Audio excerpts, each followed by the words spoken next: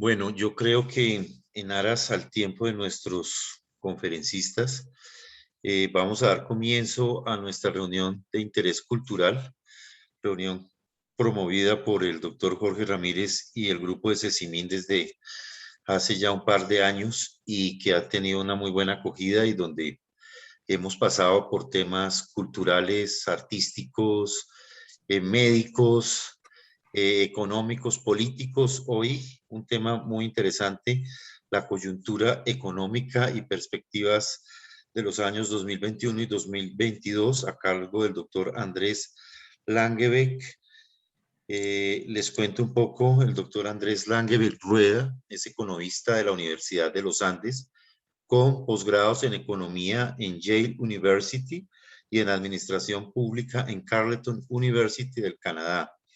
Su cargo actual es director ejecutivo de estudios económicos del Grupo Bolívar y ha tenido cargos como investigador del Banco de la República, ejecutivo principal, vicepresidencia de estrategias del desarrollo de la CAF en Caracas, vicepresidente económico de Asobancaria, vicepresidente de la NIF, vicepresidente de planeación y desarrollo de Cámara de Comercio de Bogotá. Es profesor de cátedra en la Universidad de los Andes y la Universidad Javeriana, autor de varios artículos publicados en revistas económicas y es uno de los economistas más acertados en los sondeos del Banco de la República, del Citi y Bloomberg en numerosas oportunidades y catalogado como el mejor analista económico de Colombia en el 2020 y el 2021 según Focus Economic. Lo acompaña y será nuestro moderador el doctor Iván Darío Vázquez, administrador de empresas de la Pontificia Universidad Javeriana, con diplomado en finanzas de la Universidad de Antioquia y estudios de fundamentos de planeación financiera del Georgetown Brown College de Toronto y dirección estratégica sostenible del INALDE. Su cargo actual es director comercial de banca patrimonial del Banco de la Vivienda y filiales internacionales. Experiencias relacionadas con el sector financiero. Es gerente y estructurador de estrategia comercial para fondos voluntarios de pensiones y fondos de inversión en Fidultra, Sufibic, Porvenir, Citicol Fondos, y BBVA Horizonte.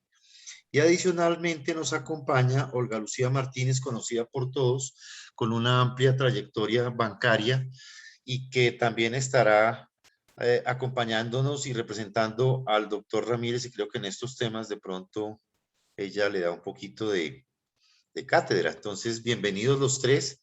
El foro es de ustedes, Iván Darío, tú eres el moderador, así que adelante, por favor, el auditorio es tuyo y estoy seguro que se nos irá vinculando más gente en el proceso. Perfecto, doctor Matías. Creo que la doctora Galucía quería también darnos unas palabras de bienvenida. Claro que sí, Olga Lucía, adelante.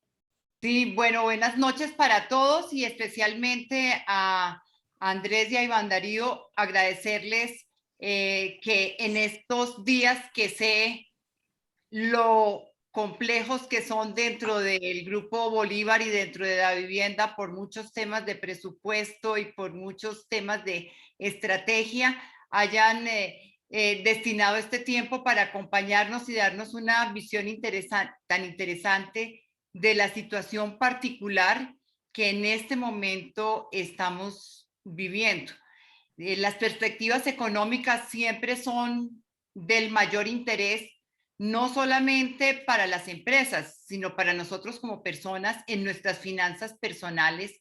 Y realmente estos últimos 2 años han sido años muy extraños que han tenido una afectación muy importante en el contexto de nuestras vidas, de muchos de los ingresos personales, pero asimismo de los ingresos del país y del mundo en general, de la generación de ingresos, de la generación de empleo, de la generación de riqueza, que más bien se ha dado es como una destrucción de riqueza y que definitivamente nos ponen a todos a la expectativa en nuestros ámbitos familiares, personales, empresariales y de mirar la estrategia, digamos, la situación de nuestro país, etcétera, que son temas muy, muy importantes para tener un rumbo de lo que está, de lo que puede venir a partir de las características de las situaciones que se vienen presentando ahora. Pues para mí es un gusto poder compartir con personas tan expertas, con Andrés y como Iván Darío, con quien he tenido la oportunidad de trabajar por varios años y hacer muchos aprendizajes. Son dos personas que realmente han aportado mucho a las organizaciones donde han estado vinculados.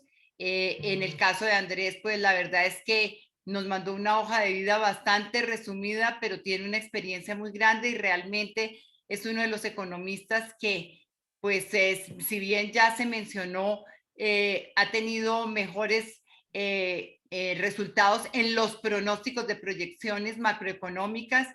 Es reconocido también por publicaciones económicas internacionales y realmente, pues digamos que es un honor y para los que hemos pasado por el Grupo Bolívar, tener que la persona que tiene más aciertos en los pronósticos económicos, inclusive por encima de los del Banco de la República, es Andrés, pues es algo que a todos los que estamos participando nos dice muchísimo de su conocimiento y de su experiencia. Quería comentar dos aspectos de Andrés que no están aquí, que son muy interesantes de su personalidad y sus hobbies. Primero, yo creo que es una de las personas que tiene la mayor colección de relojes. Tiene una afición por los relojes, no solamente de pulso, sino por todos los tipos de relojes, particularmente relojes mecánicos, relojes antiguos. Es un gran coleccionista de relojes y adicionalmente Andrés tiene altísimos conocimientos de numismática. Realmente cuando él me contó que eso, yo tuve que preguntarle qué es la numismática y es todo el estudio de las monedas, de todo el papel moneda, tanto en papel como en tipos de monedas, inclusive pues todo lo que está relacionado con eso llega hasta los títulos valores, pero especialmente a las monedas, y Andrés también tiene una colección bien interesante. Entonces, pues tiene otras características que, no, si bien hoy no vamos a tratar, vale la pena en un futuro que nos cuente. De hecho, me estaba contando al principio de la reunión que está invitado para participar en un congreso internacional de numismática y viaja para Cartagena también a ese tema. Iván, pues ya también está presentada un resumen de su hoja de vida, una persona con amplísima experiencia que orienta muchísimo todo lo que son las fuerzas comerciales para llevar hacia los inversionistas las mejores alternativas de inversión. Entonces, nuevamente agradeciéndoles, pues le doy la palabra a Iván Darío para que podamos comenzar esta reunión. Mil gracias a todos. Perfecto, doctora García, muchísimas gracias por esas palabras. Al doctor Ernesto Martínez también por la bienvenida y por supuesto al doctor Jorge Ramírez por la invitación a este panel la tarde de hoy, que es tremendamente importante. Perspectivas macroeconómicas globales y para Colombia en el 2022, decía la invitación que nos llegó a todos para reunirnos esta noche. Y qué mejor que reunirnos, como lo decía García, con Andrés Languebeck, que el doctor Andrés ya está más que presentado.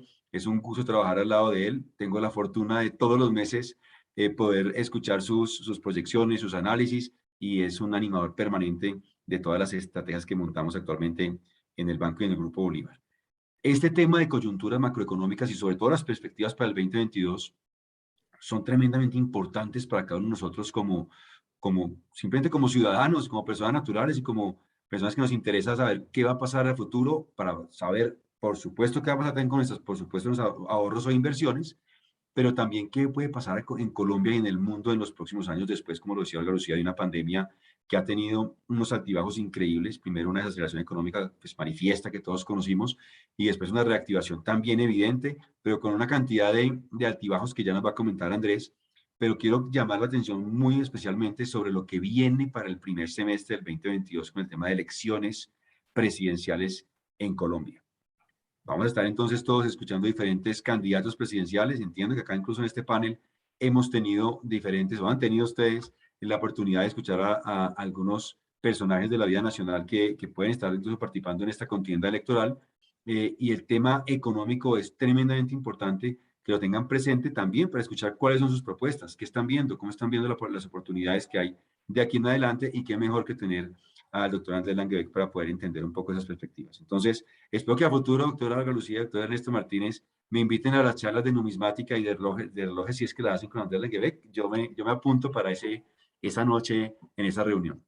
Doctor Andrés, pues bien, entonces, sin más preámbulos, te doy la bienvenida y me gustaría que comenzáramos. Los invito a todos, por favor, a que cualquier pregunta, vamos a arrancar inicialmente con un bloque internacional y posteriormente con un bloque local, con perspectivas internacionales, qué ha pasado y qué se espera en el contexto internacional y después, repito, en Colombia. Pero hacemos de pronto una pausa en la parte internacional para que bienvenida a las preguntas, ustedes pueden ir haciendo, yo trato de reunirse, hay varias preguntas y también de ir acercando un poco ese ejercicio de análisis que hace Andrés, lo trataré de hacer como un par de comentarios para aquellos que tienen ahorros o inversiones y quieren también saber eso, cómo puede llegar a afectar de manera positiva o negativa alguna inversión. Entonces, primero internacional, después local y bienvenida a las preguntas en cualquier momento. Doctor Andrés, bienvenido, por favor, y adelante.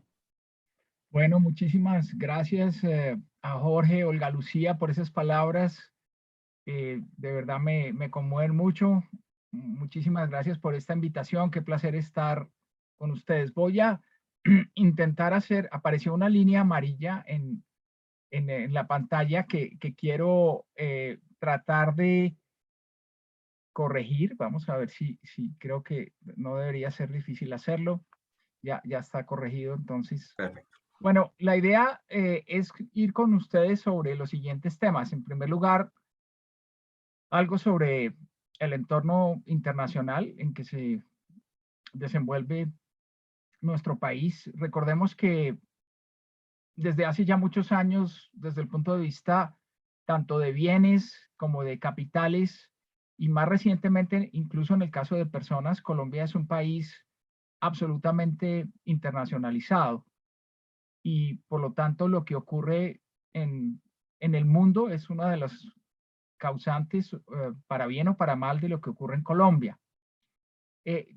Obviamente con el tema del COVID también la interacción entre los países se ha incrementado fuertemente en los últimos años. Entonces vamos a ir inicialmente sobre esa parte y después sobre la economía colombiana. Vamos a ver algo de lo que ha sido la coyuntura y las perspectivas del crecimiento, la inflación, las tasas de interés y la tasa de cambio, que supongo que en este último punto hay muchísimo interés por saber qué es lo que está pasando.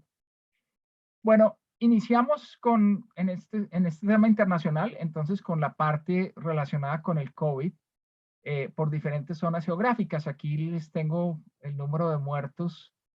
En algunas de las zonas del mundo, está particularmente Suramérica en la parte inferior derecha, donde ustedes por fortuna pueden ver que después de haber tenido cifras récords en varios de los países de América Latina a nivel mundial, especialmente Perú, pues por fortuna la situación ha venido mejorando mucho, el número de casos está relativamente controlado, y el número de muertos también, aunque pues es bastante probable, y ya lo sabemos, que la cuarta ola del COVID puede llegar en las próximas semanas, si no es que estamos inmersos ya en esa ola.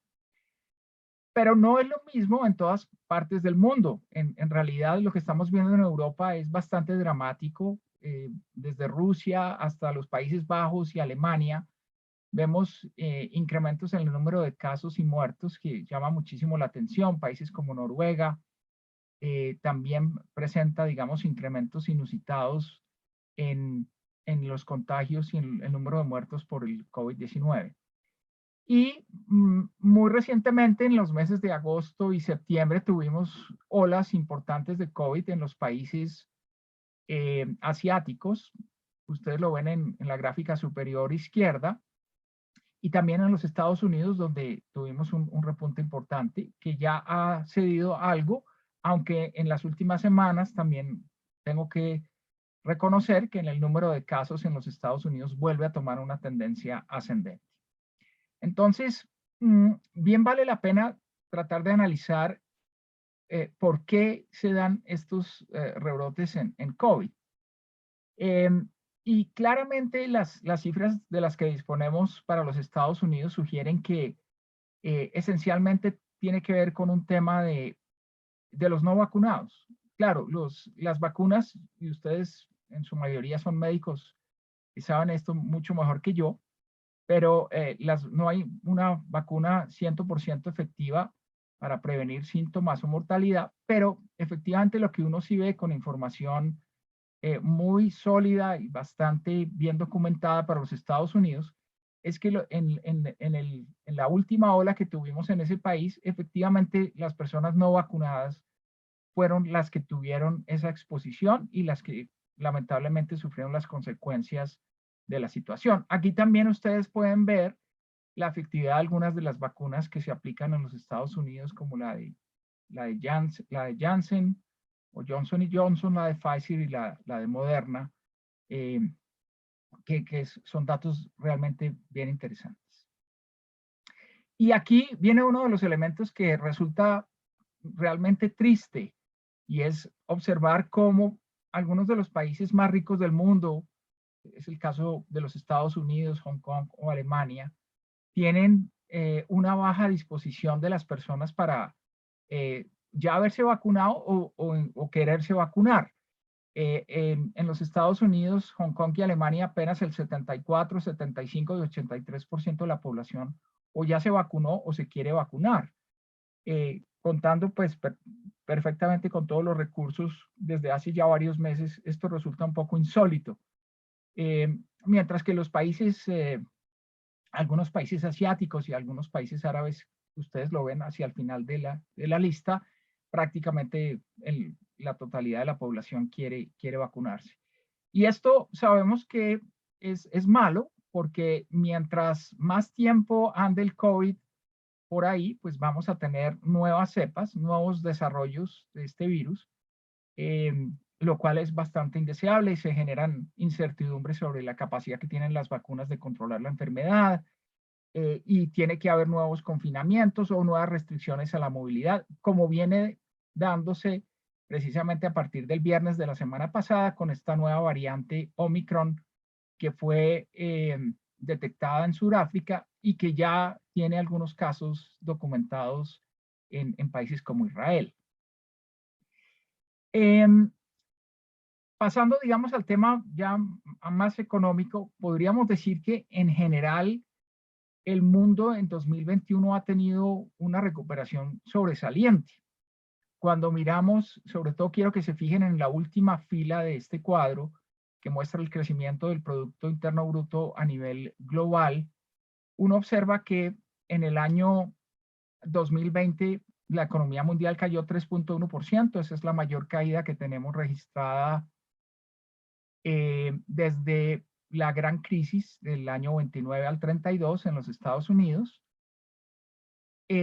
muy lamentablemente protagonizada por regiones como América Latina, donde la caída fue del 7%. Ahí podríamos hablar mucho de por qué América Latina cayó más que otras regiones en el mundo, tal vez simplemente decir que hay factores que tienen que ver con el mercado de trabajo, con la gran informalidad de la región, que obligó a muchas personas a salir a trabajar incluso en los peores momentos de la pandemia, con lo cual pues no se favorecía evitar el contagio de otras personas, y también con la baja capacidad institucional y económica de los países de la región desde el punto de vista de emprender programas sociales que pudieran llegar a la población para que se pudiera mantener confinada y con buenos recursos económicos para atender su situación. Un país como Alemania o Dinamarca, por ejemplo, pudieron hacer confinamientos estrictos mucho más tiempo, precisamente por una situación fiscal muchísimo más holgada. El año entonces 2021 es un año de recuperación, como decíamos, un crecimiento del 5.9, muy cercano al 6%. América Latina también se recupera, y unas perspectivas de crecimiento que el Fondo Monetario Internacional estimaba en 4.9% para el 2022 a principios del mes de octubre, y las cosas han cambiado un poco. con una América Latina que apenas crece el 3%. Entonces, cuando miramos las dos últimas columnas de este cuadro, que son el semáforo de los acumulados de crecimiento entre el 2020 y 2021 o 2020 y 2022, lamentablemente volvemos a ver a América Latina como protagonista de un bajo crecimiento en términos relativos frente a otras regiones en el mundo. También tengo que reconocer que es probable que ese 4.9% de crecimiento que estima el Fondo Monetario Internacional esté ligeramente sobreestimado. Y vamos a ver uno de los principales riesgos que en realidad causa mucho temor sobre el crecimiento económico global, que no es, digamos, no es el escenario mayoritario, no es probablemente lo que la mayor parte de los economistas está pensando, pero que efectivamente puede llegar a generar incluso un menor crecimiento global. Y no me refiero al tema que ustedes están pensando, que son las nuevas variantes de COVID, sino al tema inflacionario, el cual vamos a ver un poco más adelante. Aquí vemos el comportamiento de la actividad económica a nivel global. Este indicador es muy potente. Tenemos ya los datos al mes de octubre de cómo le fue al mundo. Aquí hay más o menos el 85% de la actividad económica en el mundo. Y ustedes pueden rastrear qué fue lo que sucedió el año pasado con las manufacturas, que es la línea color rojo, y con los servicios, que es la línea color azul. La interpretación del indicador es muy sencilla. Si estamos por encima de 50, estamos en expansión. Si estamos por debajo de 50, estamos en contracción. Y lo que vimos es efectivamente una caída del Producto Interno Bruto global el año pasado muy fuerte en los meses de abril, mayo, junio, liderada especialmente por el sector de servicios. ¿Por qué el sector de servicios? Pues es muy sencillo. El sector de servicios prácticamente depende del contacto entre las personas, los restaurantes, los hoteles, los partidos de fútbol y muchas de las actividades de esparcimiento y recreación exigen el contacto entre las personas. Por lo tanto, fueron las actividades que más se restringieron el año pasado y las que más sufrieron. Pero muy rápidamente, a partir del mes de julio del año pasado, vimos una recuperación o vemos una recuperación importante, especialmente en ese momento liderada por el sector manufacturero, sector al cual se le crearon protocolos de distanciamiento e incluso de uso del transporte que permitieron que fuera una actividad que se recuperara relativamente más pronto que la de servicios. La línea color azul, ustedes lo ven ahí, empieza a tener un auge importante a partir del mes de abril, es decir, los servicios tuvieron un repunte más importante que las manufacturas y de hecho ha sido así en los últimos meses debido a las vacunas. La vacunación masiva es la que nos ha permitido nuevamente volver a los restaurantes, volver a las oficinas en muchos casos y tener una muchísima mayor interacción social. Tenemos un pequeño retroceso en los PMIs, como se denomina este indicador, hacia el mes de agosto y septiembre, pero nuevamente ya en el mes de octubre vemos una recuperación, especialmente en el sector de servicios, lo cual es síntoma importante de que en general la movilidad en el mundo ha vuelto a retomarse. Ese retroceso que vemos en los meses de agosto y septiembre es básicamente generado por el tema del COVID en China y algunos países del sudeste asiático y en los Estados Unidos. Muy bien, sin embargo, cuando uno mira otros indicadores globales, uno empieza a ver algunos síntomas que generan algo de preocupación sobre el proceso de recuperación. Aquí les traigo un indicador que produce el Bundesbank, que es el Banco Central Alemán, que saca estas proyecciones que ustedes ven acá sobre comportamiento de la producción industrial a nivel global. Este es un indicador líder y muestra un poco las tendencias que pueden llegar a venir en los próximos meses precisamente en esta actividad. Y lamentablemente, pues se ve que en los últimos meses los estimativos de crecimiento de las manufacturas a nivel global van para abajo. Ocurre algo similar en términos de la inversión. La inversión en el mundo se resintió muchísimo en el 2020 y a finales del año pasado y la primera parte de este año, especialmente hasta el mes de julio, vemos en general un muy buen comportamiento de la inversión. Sin embargo, a partir del mes de agosto, septiembre y octubre hay un retroceso evidente que ustedes pueden ver en esta gráfica, mostrando que el dinamismo en la inversión es mucho más bajo y se está ralentizando. Entonces, obviamente las preguntas que tenemos que hacernos tienen que ver cuáles son las causas de que tanto las expectativas de la producción manufacturera global como de la inversión no sean tan positivas como las que teníamos hace algunos meses. Y cuando hacemos ese ejercicio, sin duda, llegamos al tema de la inflación, que es realmente un fenómeno que está sacudiendo el mundo prácticamente en todos los países. Creo que no he visto ni un solo país en el mundo que tenga en este momento una tendencia decreciente de la inflación. Los invito muy especialmente a ver la línea color azul, que es la inflación al consumidor en los Estados Unidos, con dato al mes de octubre, un 6.22% de crecimiento de la inflación. Estados Unidos es un país acostumbrado a una inflación cercana al 2%. En esa medida, llegar a una inflación del 6,22 es absolutamente inusual. Hemos tenido periodos de inflaciones altas en Estados Unidos, lo vamos a documentar un poco más adelante, pero claramente no es una situación normal. Y cuando uno mira algunos otros indicadores de inflación, que es la línea roja, la línea mostaza y la línea color azul, gris, que no me voy a detener mucho en describir, son otras medidas de inflación, también uno puede observar que la tendencia es alcista. Es decir, estamos observando una aceleración de la inflación.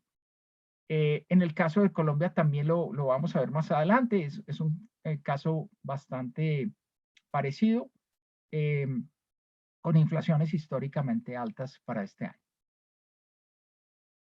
Y no solamente es la inflación al consumidor la que presenta un crecimiento importante. Aquí les traigo el comportamiento de los precios de la vivienda usada en los Estados Unidos. Al mes de septiembre registraba un crecimiento del 18.48%, prácticamente 19%. Y es un crecimiento muy elevado. Y lo más interesante de esta gráfica, lo que vale la pena destacar, es que este crecimiento del 18% no se da sobre una base baja de comparación. En economía, cuando miramos variaciones anuales y tenemos datos muy malos el año anterior, pues es fácil ver crecimientos también elevados el año siguiente. Pero en este caso no es así. El año pasado la finca raíz en los Estados Unidos no cayó, tuvo un crecimiento ligeramente por debajo del 5%. Lo cual, digamos, nos deja preocupados en términos de los grandes niveles de crecimiento de la inflación de activos, en este caso activos inmobiliarios, en los Estados Unidos. Entonces, es un fenómeno generalizado, no solamente al consumidor, también observamos inflaciones de activos importantes. Las acciones en los Estados Unidos también, ustedes lo saben, han tenido máximos recientes en las últimas semanas, siendo otro ejemplo de inflación de activos en esa economía. ¿A qué se debe entonces este crecimiento de la inflación y por qué puede afectar el crecimiento global? Primero, examinemos a qué se debe y después miramos por qué canales la mayor inflación puede inducir una menor inversión y un menor crecimiento. Bueno, yo creo que, digamos, hay un elemento que hay que tener muy presente y es que es muy probable que los paquetes monetarios y fiscales que se dieron especialmente en los Estados Unidos hayan sido excesivos. Recordemos que cuando empezó la pandemia, pues no se sabía, no teníamos una vacuna que fuera eficaz contra el COVID-19. En un tiempo récord se fueron elaborando vacunas claro, con trabajos anteriores y fundamentos que venían de hace muchos años, pero en un tiempo récord el mundo fue capaz de producir una vacuna aceptable contra el COVID-19. En esa medida, lo que observamos en el año 2021 es una mayor movilidad, es una mayor capacidad de ir al trabajo, de consumir, pero también veíamos unos paquetes monetarios y fiscales que eran muy agresivos. Es más, las vacunas empezaron a colocarse en el mundo y la política monetaria no varió. Entonces, como vamos a ver más adelante, sí hay algunos economistas que consideran que este proceso inflacionario a nivel global está relacionado sobre todo con estos agresivos paquetes fiscales y monetarios, especialmente en economías desarrolladas. Tenemos obviamente restricciones de oferta por el COVID-19. Muchas de las empresas quebraron en el mundo. Hay disrupciones en las cadenas de producción global. Hay unos temas preocupantes en el tema de fletes. Los barcos tienen que esperar mucho tiempo en los puertos. Con mucha frecuencia lo tuvimos en el mes de agosto y septiembre. Puertos en la China estuvieron cerrados hasta 3 semanas. Y el COVID ataca, digamos, en forma poco sincrónica a las diferentes economías y poblaciones en el mundo. Entonces, uno puede tener los puertos abiertos en Estados Unidos, pero simultáneamente los puertos cerrados en China. Y eso obviamente produce tiempos de espera mayores, tiempos muertos que terminan reflejándose en mayores costos de transporte. También las diferentes velocidades de vacunación. Pensamos un poco, en una forma un poco ingenua que el hecho de que los Estados Unidos se vacune pues resuelve el problema de los americanos, pero eso no es cierto. Los americanos compran insumos en Asia, en África, en América Latina, y si estos países no se vacunan y siguen con problemas para organizar la producción, pues los Estados Unidos también se ve afectado por esas diferentes velocidades de vacunación. Tenemos temas de control ambiental que han venido sucediendo en la China y en Europa especialmente. En la China se han cerrado muchas plantas que tienen que ver con el uso del carbón. El principal consumidor de carbón en el mundo es China. Ellos son conscientes de que el medio ambiente en China es malo, que han crecido un poco a costa del deterioro del medio ambiente. Y en los últimos años han tomado medidas para depender menos de combustibles fósiles altamente contaminantes. Han venido sustituyendo en este año el carbón por el gas que está suministrado por Rusia. Entonces, el costo del gas ha venido subiendo en forma muy significativa, especialmente para los países europeos, por estas políticas en China. Y también tenemos medidas de control ambiental en Europa. Esta es una medida que pasó desapercibida, pero en Europa se adelantó 10 años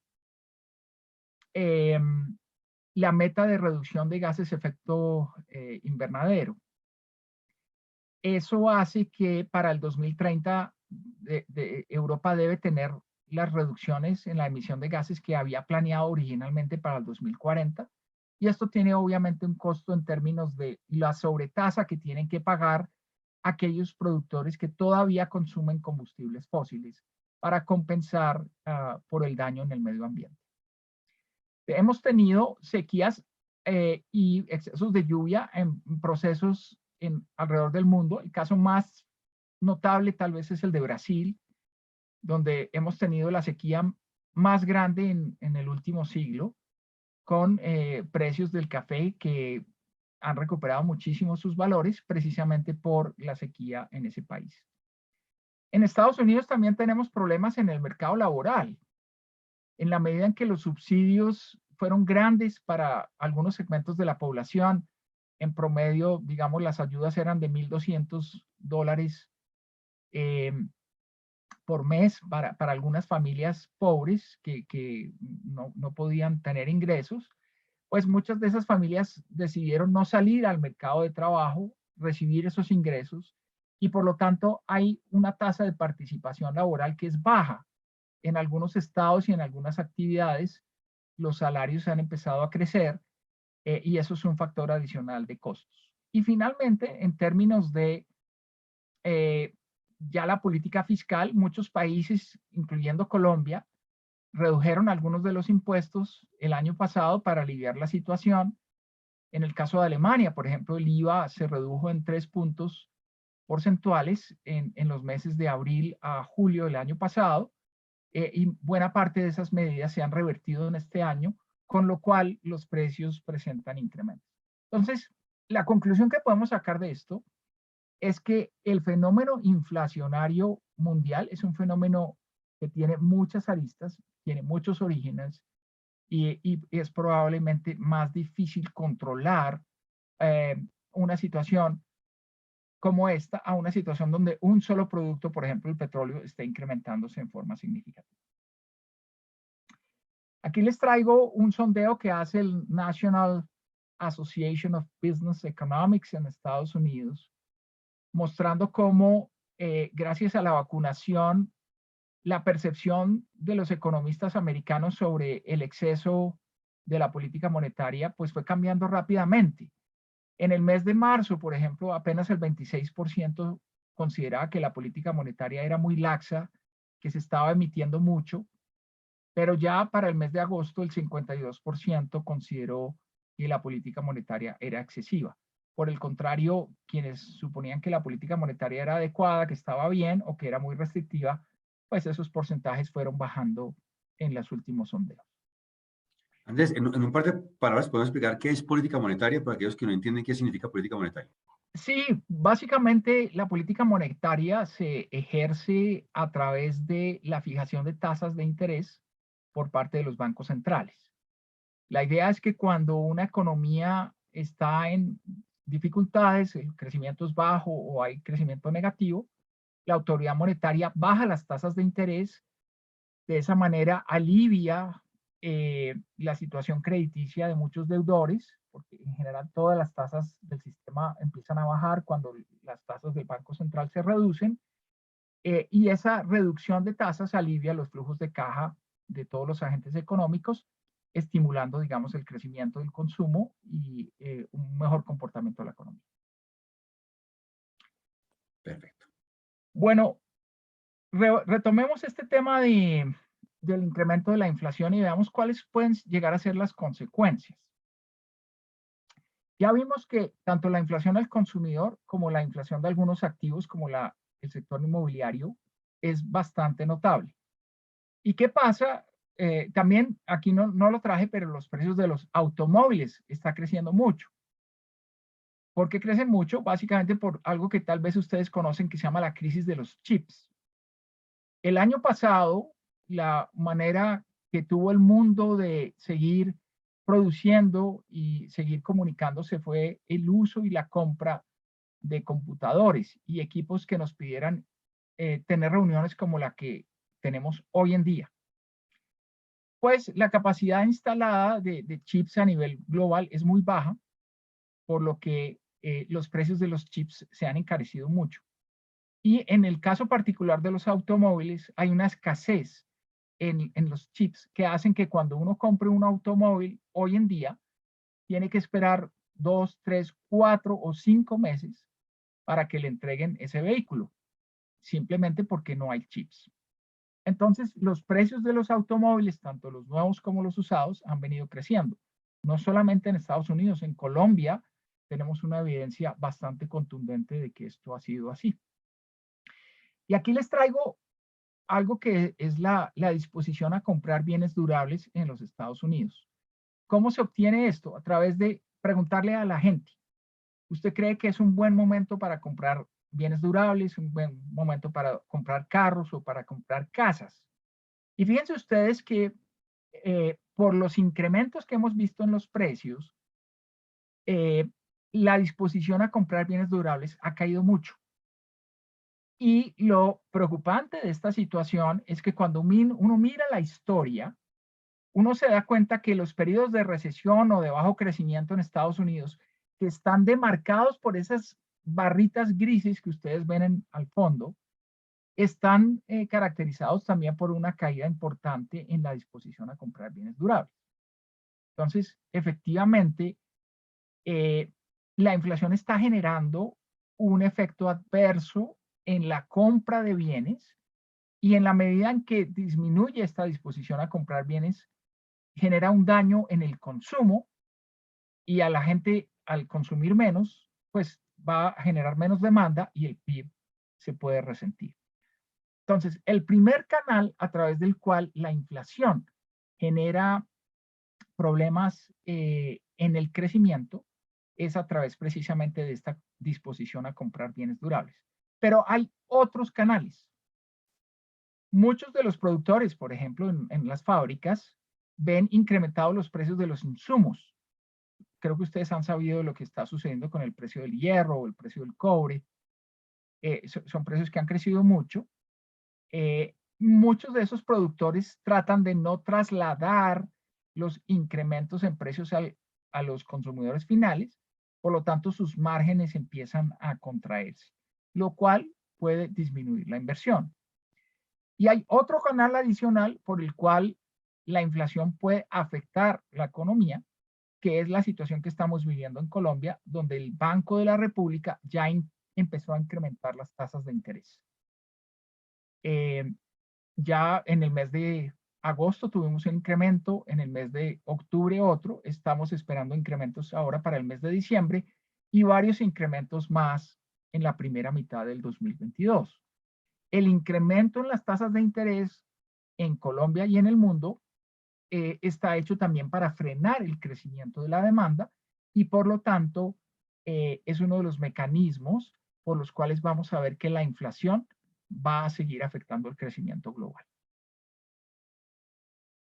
Y ya para terminar esta sección, quisiera simplemente presentar algo de historia. Es la inflación y el crecimiento en los Estados Unidos entre 1970 y 1990. La línea color rojo corresponde a la inflación y la línea color verde corresponde al crecimiento.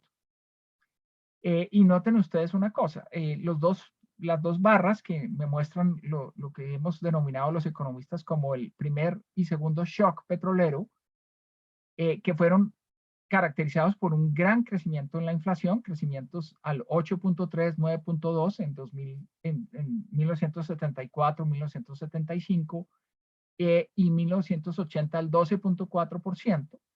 Esos grandes crecimientos en la inflación lo que hicieron fue disminuir el Producto Interno Bruto en los Estados Unidos vía esos mecanismos de los cuales hemos venido hablando. Entonces, aquí el riesgo que tenemos es si esta inflación no para, efectivamente vamos a tener un daño más que proporcional en el crecimiento económico global, con la consecuente, digamos, las consecuencias que eso va a tener sobre los precios de los commodities a futuro y el comportamiento de las economías emergentes. Por ahora, quiero mostrarles el comportamiento de algunos de los precios de los commodities. Aquí hemos puesto en diciembre del 2020 igual a 100 todos estos precios de commodities. Tenemos el oro, el cobre, la soya, el petróleo en la referencia a Brent y el café.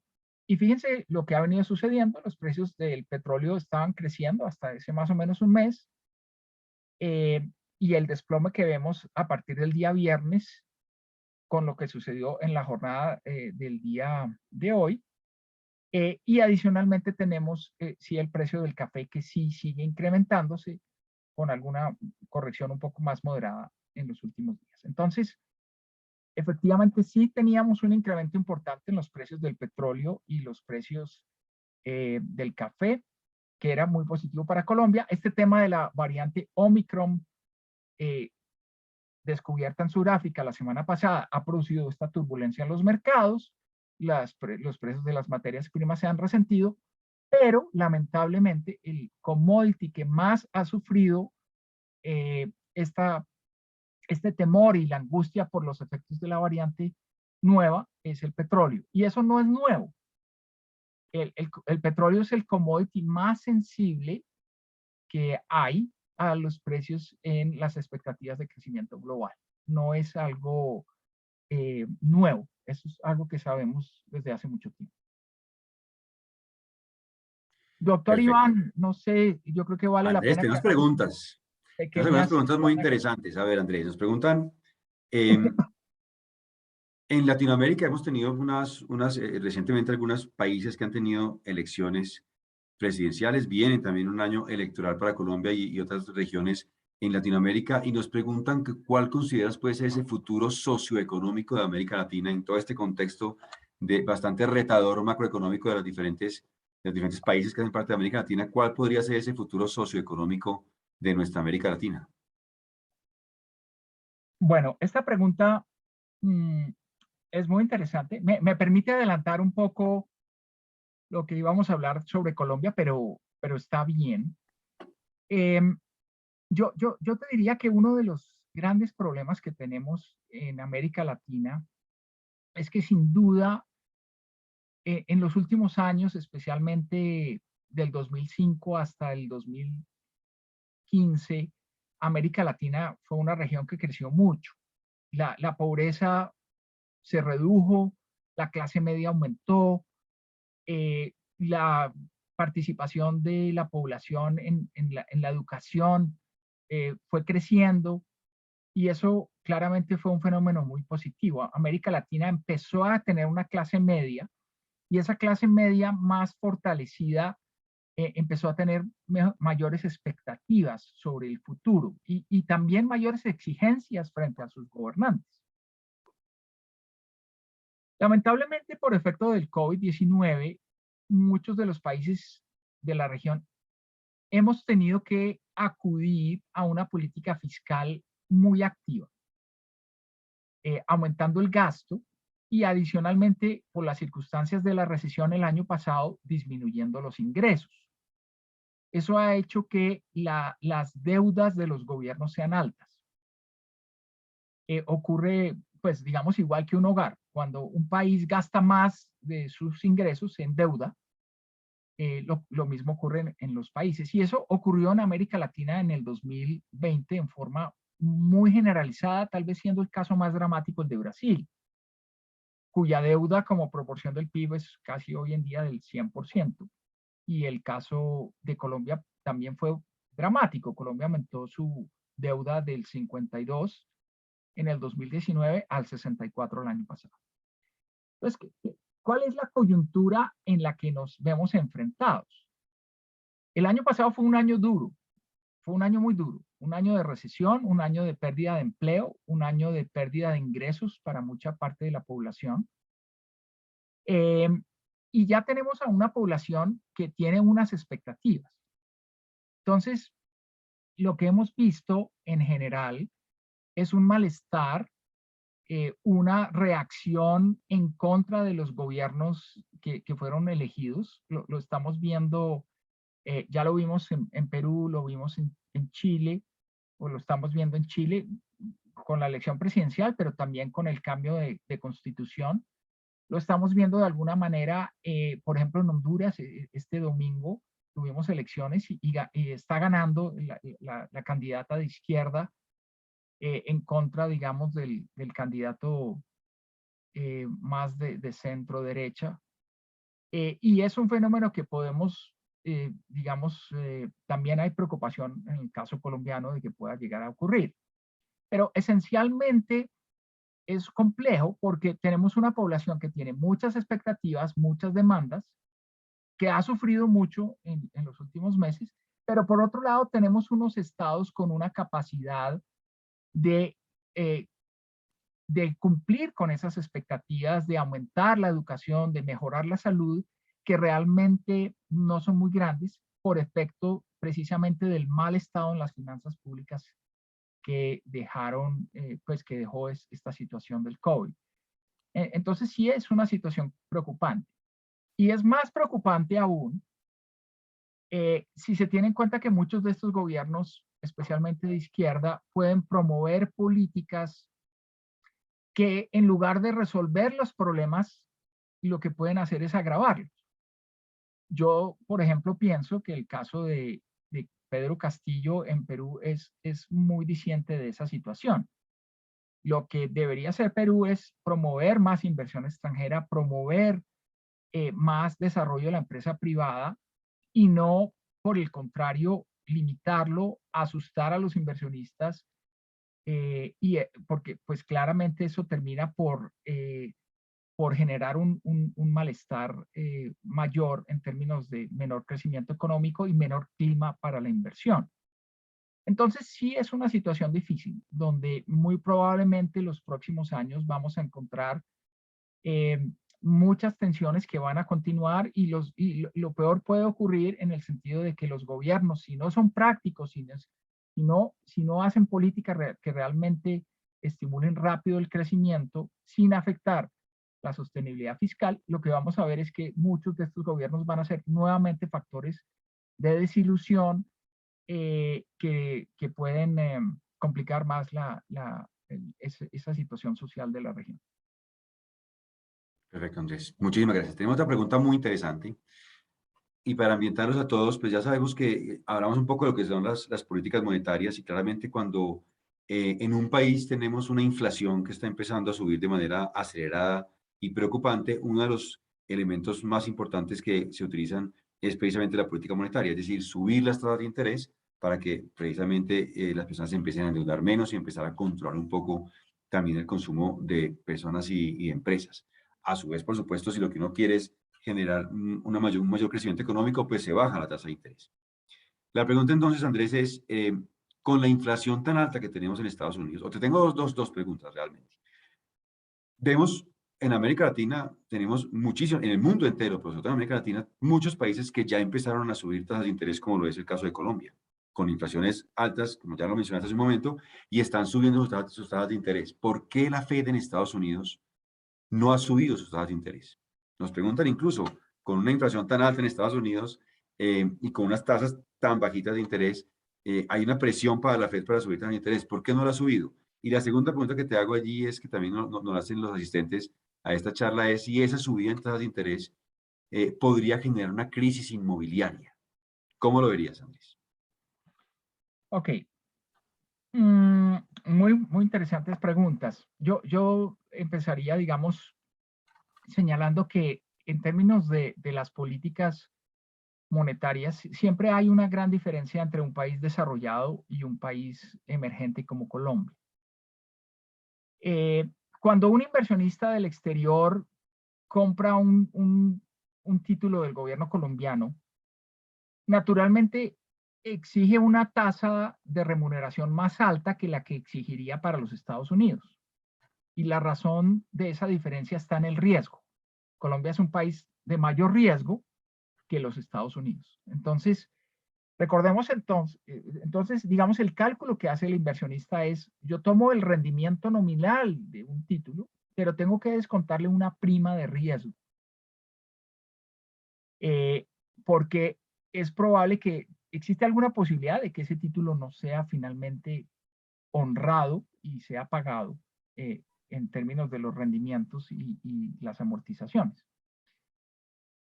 Bueno, lo que ocurre es que en general, en países de América Latina, los niveles de riesgo por efecto precisamente de esa política fiscal que hicimos en los últimos años, en los últimos meses, diría yo, los países se han vuelto más riesgosos y los inversionistas extranjeros están exigiendo mayores retornos para compensar ese mayor riesgo.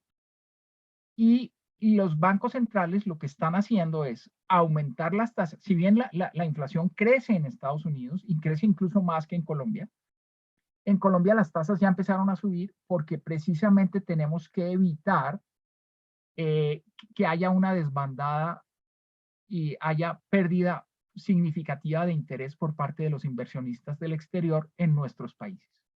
Eso no ocurre en los Estados Unidos porque Estados Unidos primero es un país que puede emitir la cantidad de dólares que quiera sin que haya mucha preocupación sobre su capacidad de honrar los compromisos fiscales, mientras que en Colombia no.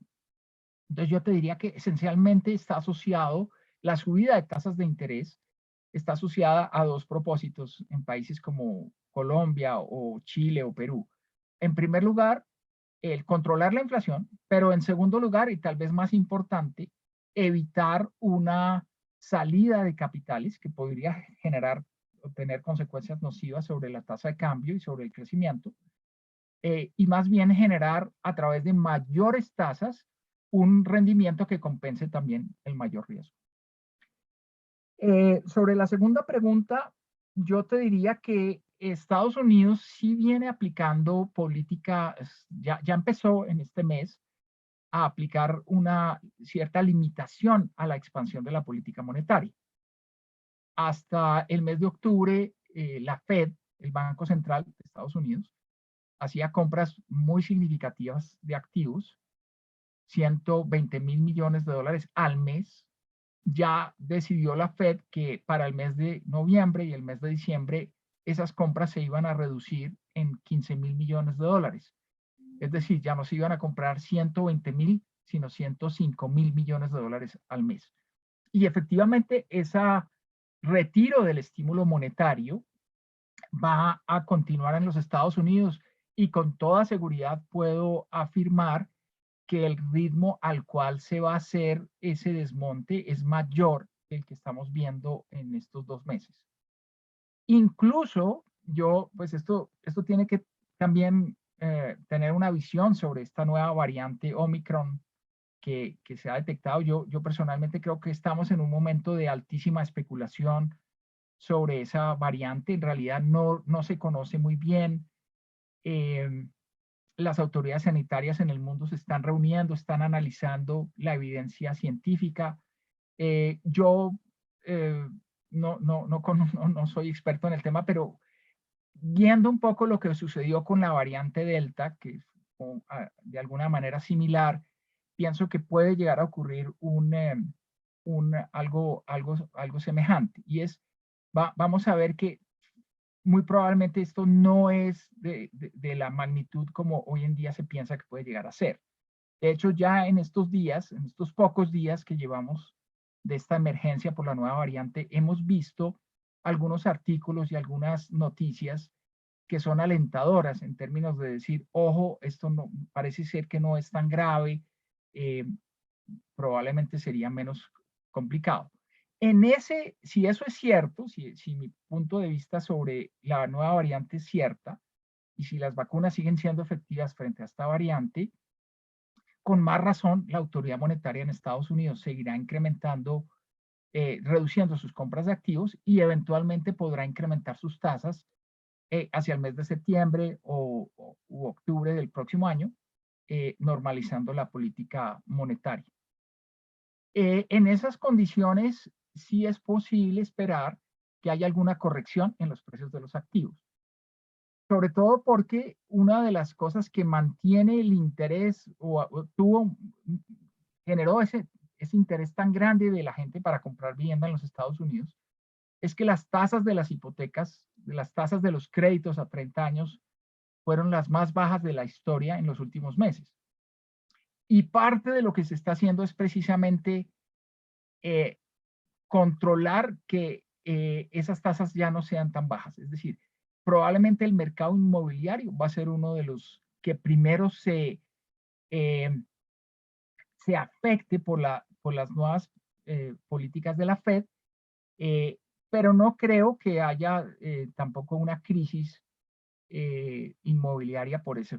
La Fed es muy consciente de que no puede generar una recesión en los Estados Unidos, de que este unwinding de la política monetaria, como se dice en inglés, no puede ser muy rápido, no puede ser muy excesivo, porque de lo contrario podría tener consecuencias muy negativas. Entonces va a ser un proceso gradual, donde yo creo que se minimiza una crisis del sector inmobiliario en ese país sin mayor problema. Perfecto, Luis. Nos llega una pregunta incluso que es perfecto para entrar a esta recta final, que es Colombia, que va a combinar un poco los dos mundos. Y es que acabamos de ver los precios de los commodities, y algunos de ellos están realmente con precios bastante interesantes, bastante altos, que estamos hablando, por ejemplo, del carbón y el petróleo, que son precios importantes y que pueden servir a Colombia para sus finanzas, por supuesto, del gobierno, por su situación fiscal.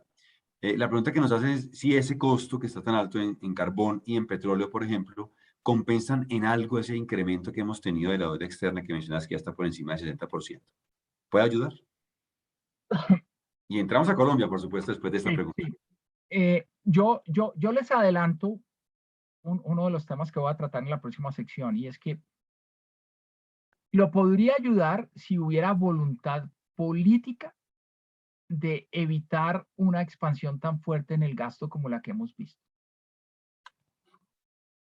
Cuando uno oye al ministro de Hacienda decir que están los recursos para que programas como ingresos solidarios se mantengan hasta el 2022, me preocupa, porque realmente, lo vamos a ver más adelante también, la mejora en el mercado laboral en Colombia ha sido muy fuerte y se requieren menos estímulos fiscales en este momento para que ese mercado actúe bien y para que la gente compense la pérdida de ingresos que tuvo.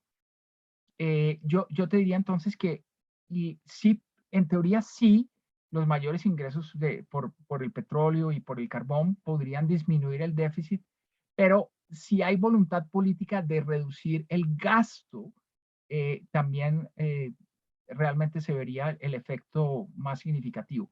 De lo contrario, si seguimos gastando, eh, las cosas se pueden complicar más. Perfecto.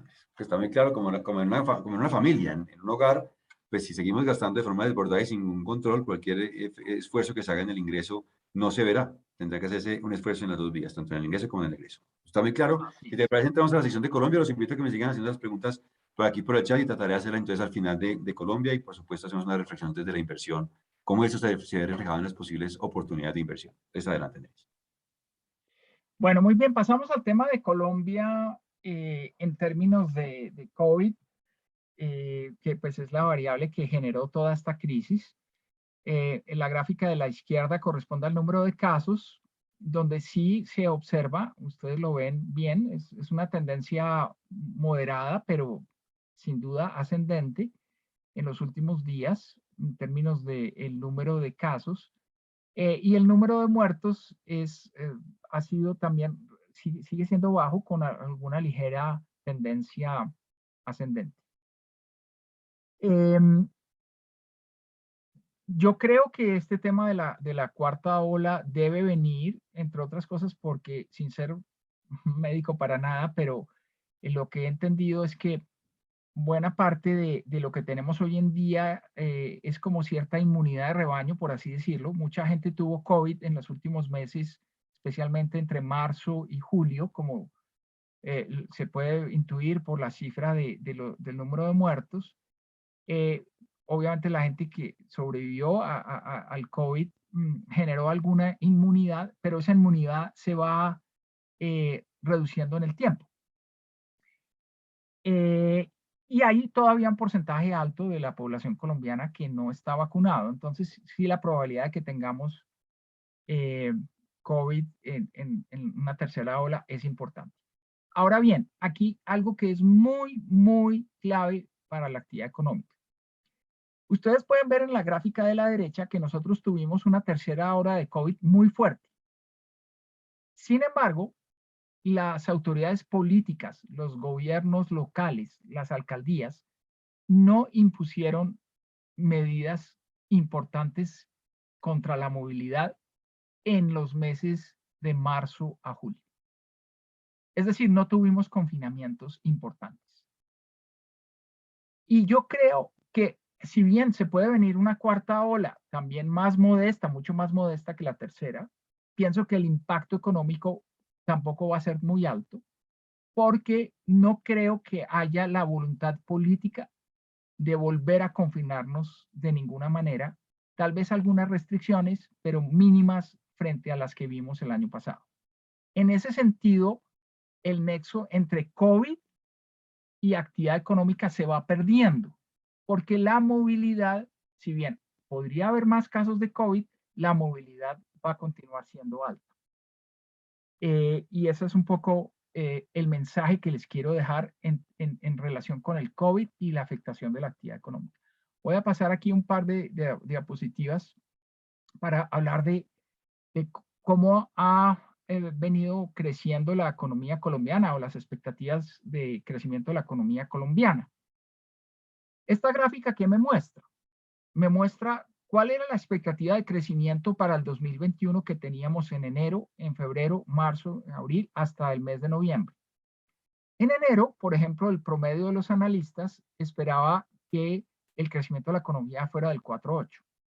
Hoy en día, a noviembre, todavía, último día de noviembre, se espera que el crecimiento de la economía sea del 9,5% en promedio, con un rango que va del 8,5 al 10,5. Entonces, claramente, la actividad económica en Colombia ha crecido mucho más de lo que esperábamos todos los analistas. Las noticias han sido mucho más positivas, incluso teniendo presente que tuvimos un paro nacional a finales del mes de abril y durante el mes de mayo, que de alguna manera resintió en forma importante el crecimiento económico colombiano. Entonces, la pregunta que tenemos que hacernos es qué está pasando y por qué la economía colombiana está creciendo más. Aquí vemos cuál es el crecimiento de la economía trimestre a trimestre. En el tercer trimestre este año creció 13,2%, que es un buen crecimiento. En el segundo trimestre creció 17,6%. La economía está perdiendo algo de dinamismo, que es lo normal, porque las bases de comparación son más bajas. Y en el cuarto trimestre de este año es muy probable que la economía colombiana crezca algo alrededor del 9%, lo cual es apenas natural.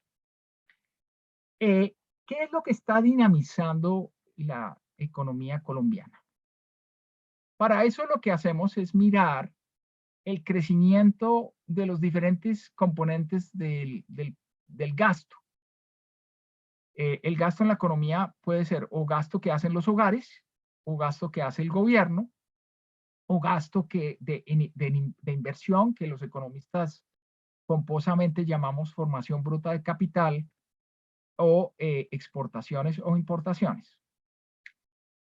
Lo que vemos es que la formación bruta de capital frente al 2019, que es un año mejor para comparar, está cayendo. O sea, la inversión en Colombia no está bien. Y esto es un motivo de alguna preocupación. Porque finalmente los periodos en que más se crece son los periodos en que más se invierte. Lo que está creciendo más es el consumo del gobierno, crece 15,4%. Y de hecho la aceleración que vemos en el consumo del gobierno es muy fuerte. También el consumo de los hogares crece 6,6%. Claro, el consumo de los hogares es mucho mayor que el consumo del gobierno. El consumo de los hogares es el 60 y pico por ciento del PIB. El consumo del gobierno es alrededor del 10% del PIB. Sin embargo, es importante tener presente que la economía colombiana está creciendo tanto porque hay un gasto del gobierno bastante fuerte como un consumo de los hogares que está bastante dinamizado, con un mal comportamiento de las exportaciones y con un mal comportamiento de la inversión. Y aquí vemos también que la preocupación de los industriales en Colombia por el tema de las inflaciones, tanto en los precios de los insumos como en los precios de los productos, va creciendo. Esta es una investigación que llevamos a cabo en Davivienda con el PMI, que es una investigación mensual. Mañana, 1 de diciembre, a las 10 de la mañana sale publicado el PMI para Colombia para el mes de noviembre.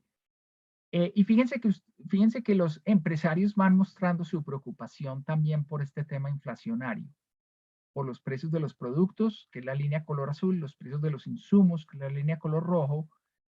Hay una preocupación bastante fuerte. Sin embargo, la confianza ha venido mejorando. En Davivienda también tenemos un indicador de confianza.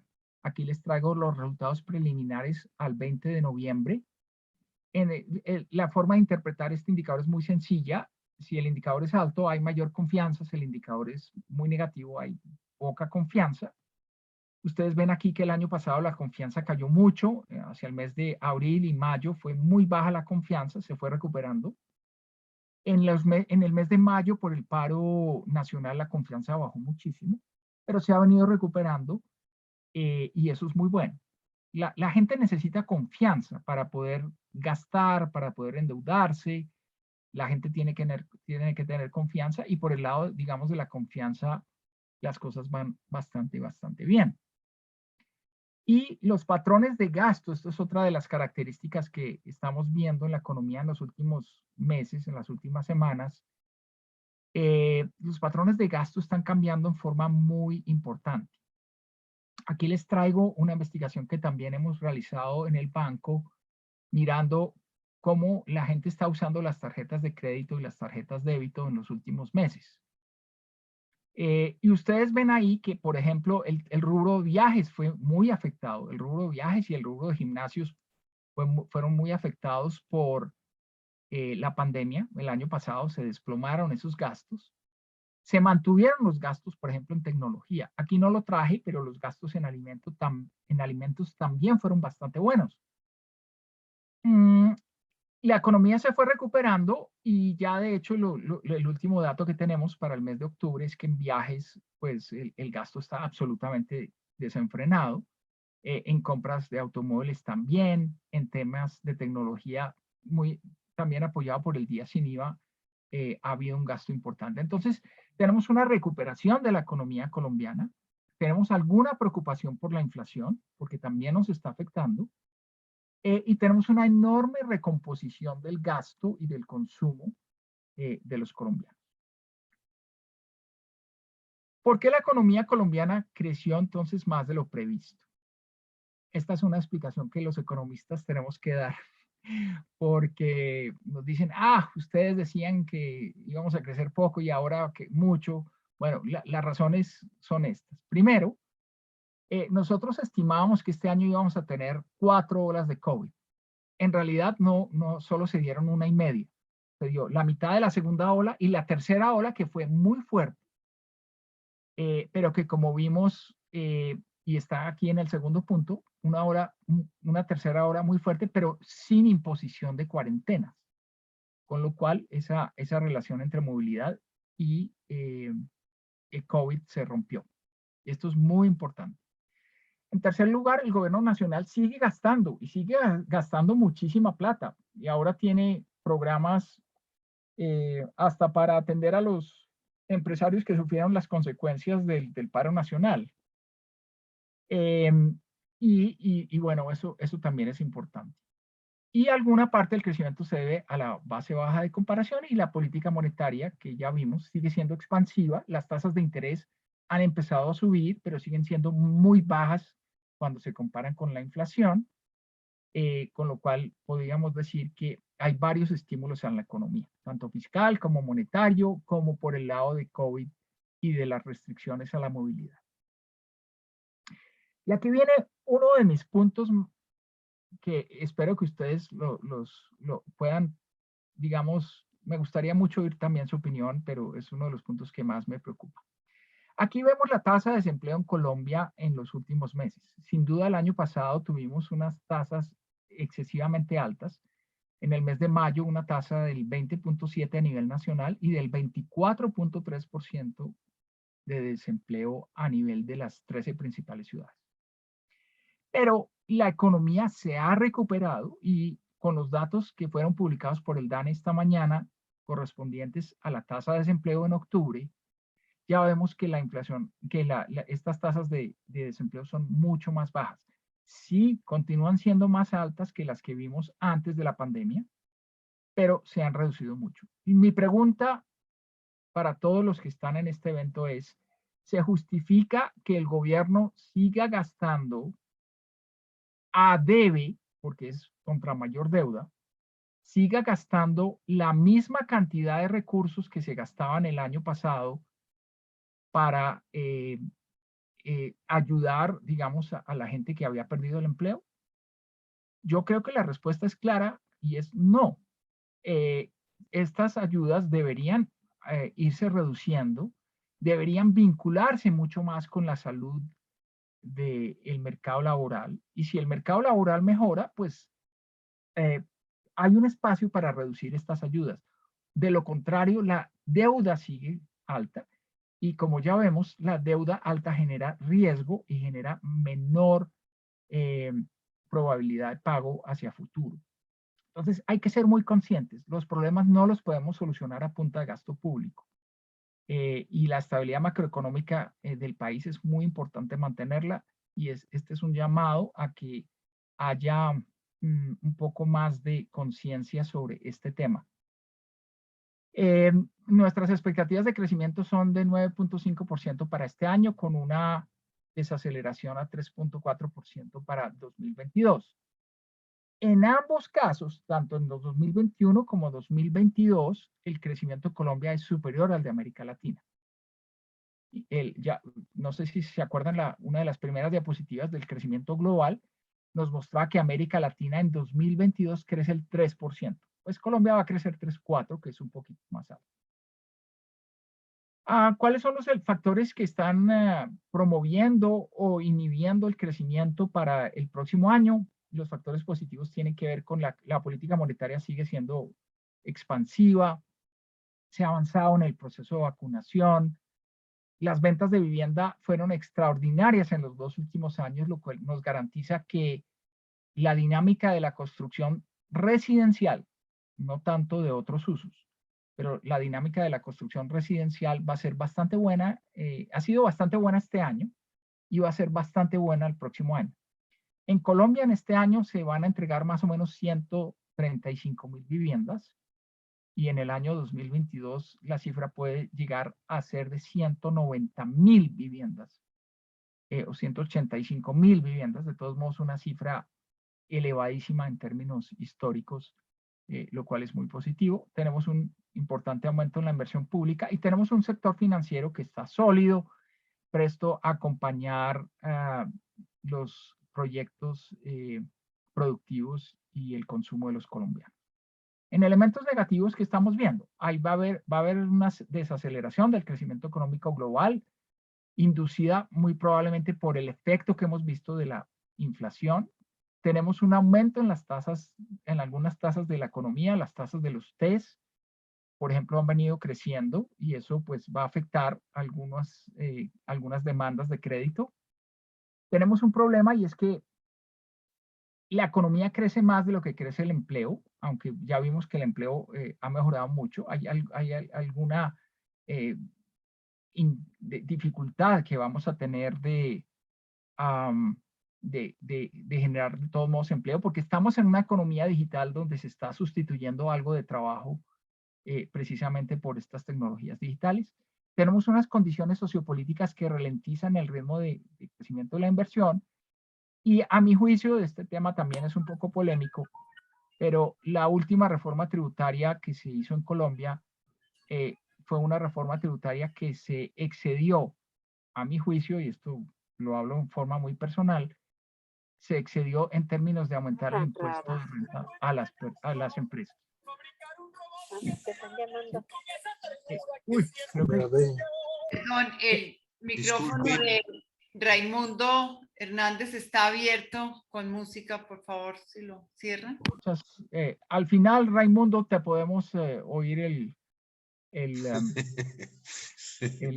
concierto. Pero bueno, por ahora, digamos, yo creo que, digamos, sí hay algunos elementos que preocupan, sobre todo los 2 últimos puntos de las condiciones sociopolíticas para la inversión y las elevadas tasas de impuesto a la renta para las empresas, son elementos que nos preocupan sobre una inversión que ya vimos que no es buena.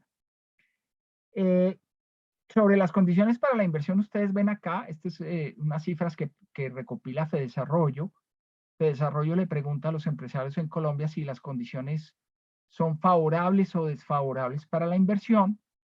Saca el neto entre el porcentaje que dice que son favorables y el porcentaje que dice que son desfavorables.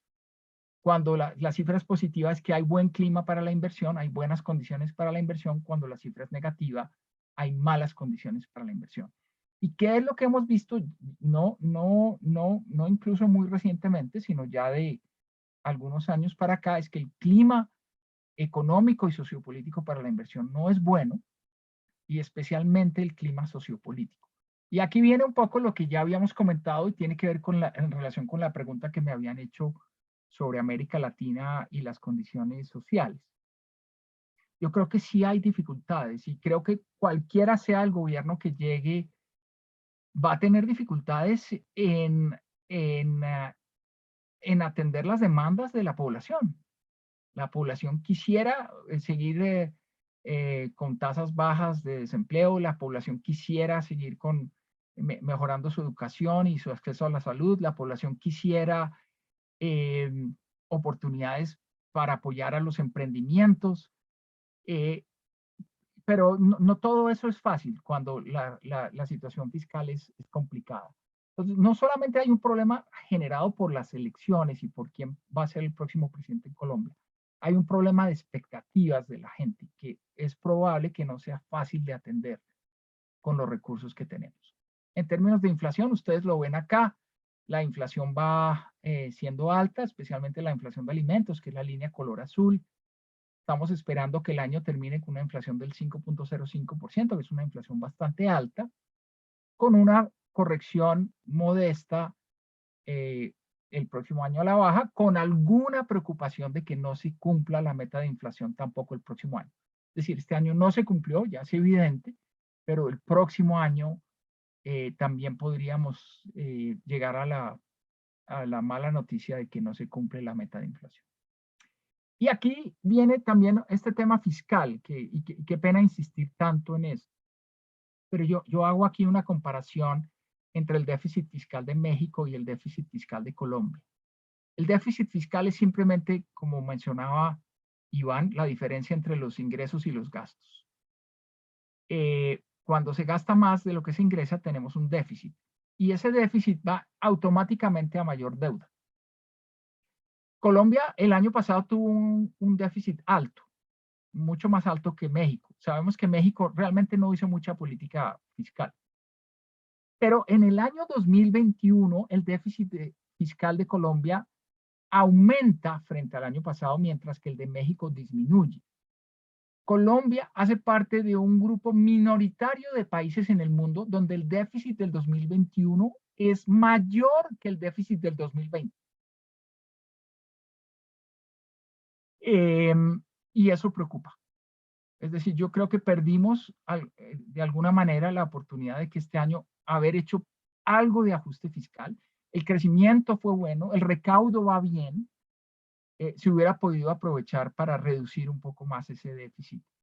Y lo peor es que para el año 2022 el déficit sigue siendo grande. Un déficit fiscal de 6.4% es un déficit pronunciado, y aquí entonces hay algunas reservas sobre cómo se vienen manejando las cosas. Y para terminar, quisiera mencionar que las consecuencias pues tienen que ver con esa prima de riesgo país de la cual hemos hablado anteriormente.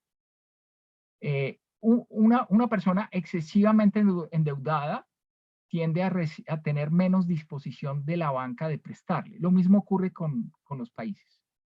Cuando los países están muy endeudados, la disposición de los bancos de prestarle es menor, y si se presta a una tasa más alta. Esto es precisamente lo que captura esta variable que les presento acá, que es la prima de riesgo que Colombia tiene que pagar para colocar un bono en los mercados internacionales. A principios de este año, la prima de riesgo Colombia era muy semejante a la de México. O sea, nosotros teníamos que pagar un sobreprecio muy parecido al de México cuando íbamos a contratar un crédito en el exterior. Hoy en día, esa prima está por encima de los 100 puntos básicos, o un punto porcentual, lo cual encarece el crédito para la economía colombiana, lo cual exige que el ajuste en las tasas de interés sea probablemente también alto, y todo esto tiene consecuencias negativas. Lamentablemente, pues ustedes saben, el país perdió el grado de inversión, con lo cual hay menos inversionistas de todos modos dispuestos a invertir en nuestro país. Y estas serían las conclusiones, básicamente mencionando que las inflaciones a nivel global van creciendo mucho, que hay preocupación a nivel global por parte de muchos economistas sobre unos excesivos paquetes monetarios y fiscales, dado que llegaron las vacunas y nos han mejorado mucho la situación. hay un aumento de la inflación en Colombia y en el mundo que va a tener consecuencias sobre el crecimiento. En 2021, sin duda, la actividad económica en Colombia tuvo muy buen comportamiento, creció al alza. Eso fue muy importante. Básicamente, la mayor movilidad estuvo detrás de eso. El consumo de los hogares viene dinamizado y el gasto público también contribuye al crecimiento en este año. Para 2022 esperamos una desaceleración y hay alguna preocupación sobre el comportamiento de la inversión, no solamente por el tema electoral, sino por el tema social, por la pérdida del grado de inversión, por el mayor costo de la deuda que hay que pagar, por el encarecimiento de los bienes de capital. La tasa de cambio ha subido mucho y en esa medida, pues los bienes de capital, que en su mayor parte son importados, ustedes que están en un sector, muchos de ustedes en el sector de la medicina saben que buena parte de los equipos que se utilizan son importados y por lo tanto el aumento en la tasa de cambio no es constructivo para la compra de este tipo de bienes y esa es una de las preocupaciones que nosotros tenemos en este momento. Y es curioso, esta última conclusión yo la tengo desde hace varias semanas y a raíz de los eventos del viernes parece ser que sí funcionó.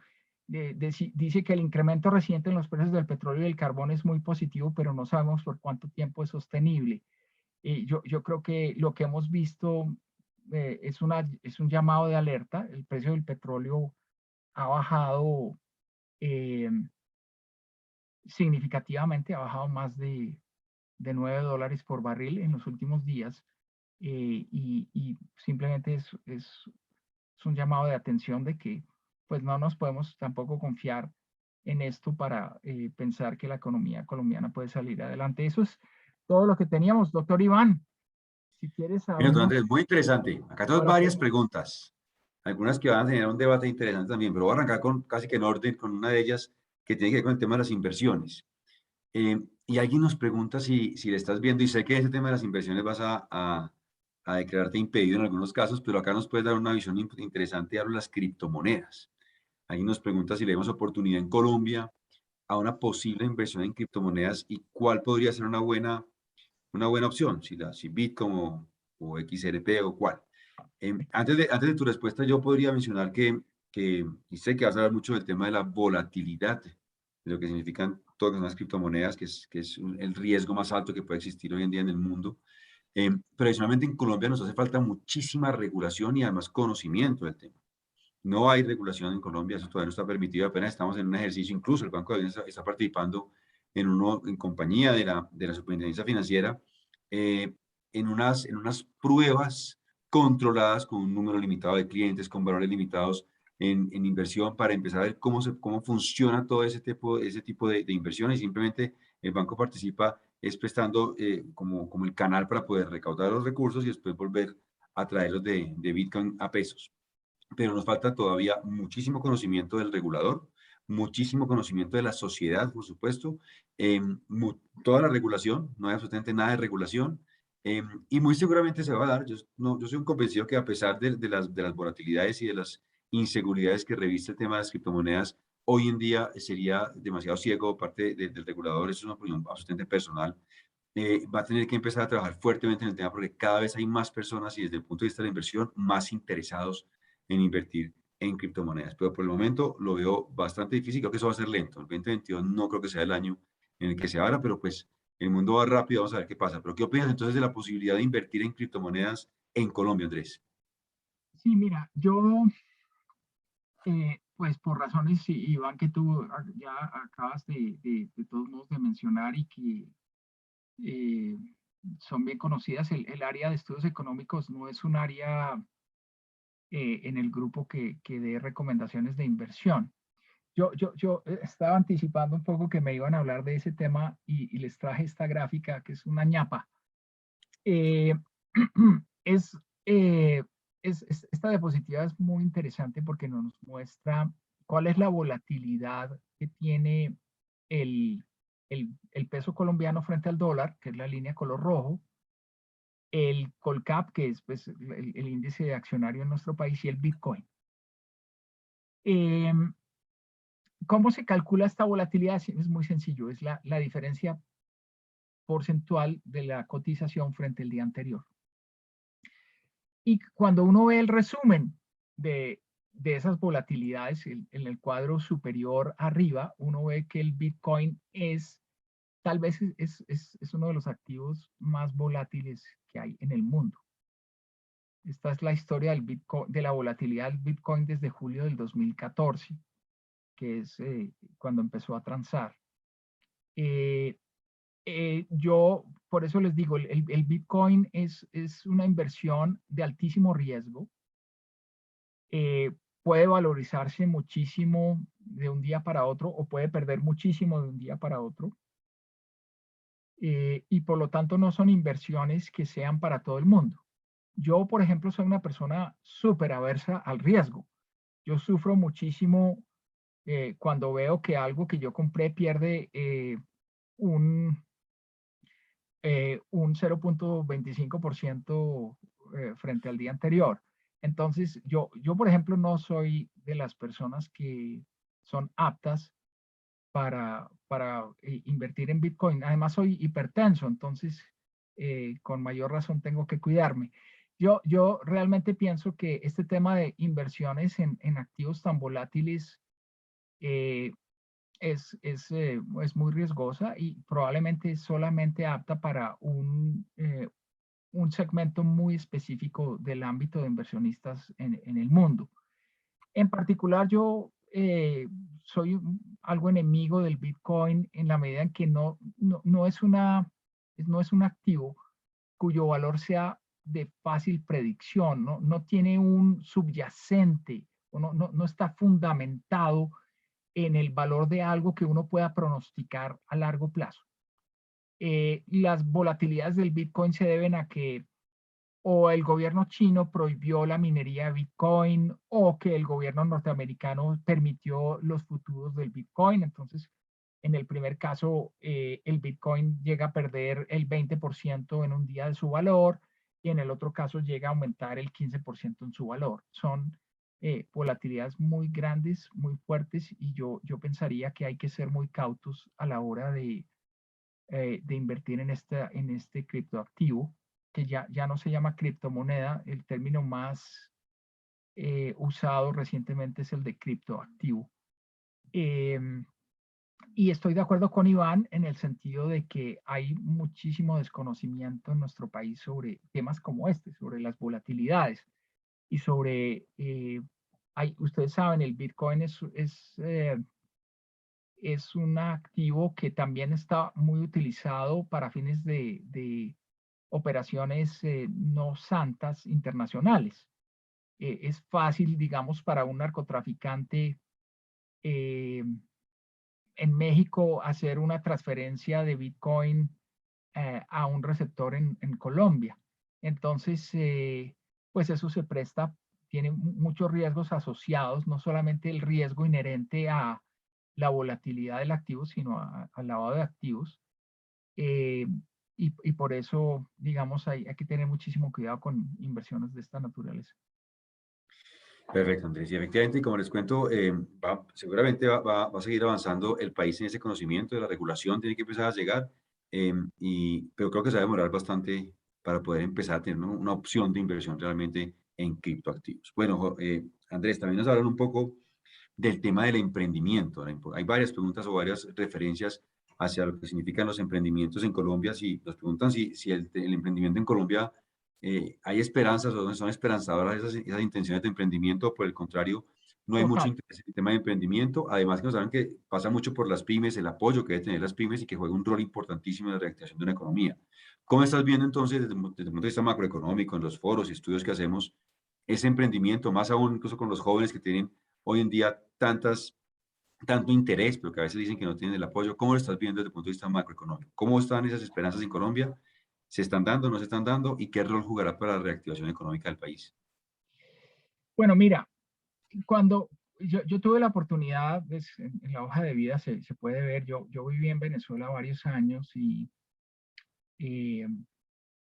realmente pasé una temporada de mi vida muy interesante aprendiendo de lo que es esa economía. Y claramente una de las grandes diferencias que siempre ha existido entre los dos países es el rol del sector privado y en particular del emprendimiento.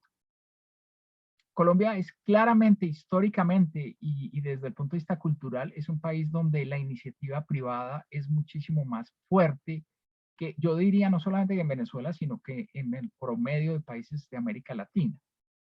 Y eso históricamente, ¿cómo lo hemos visto? Incluso los temas del narcotráfico, de alguna manera, eh, podemos considerarlos como emprendimientos. Emprendimientos, lamentablemente, eh, con consecuencias nocivas para la sociedad en muchos ámbitos, eh, pero finalmente son emprendimientos. Colombia tiene más de 1.600.000 empresas.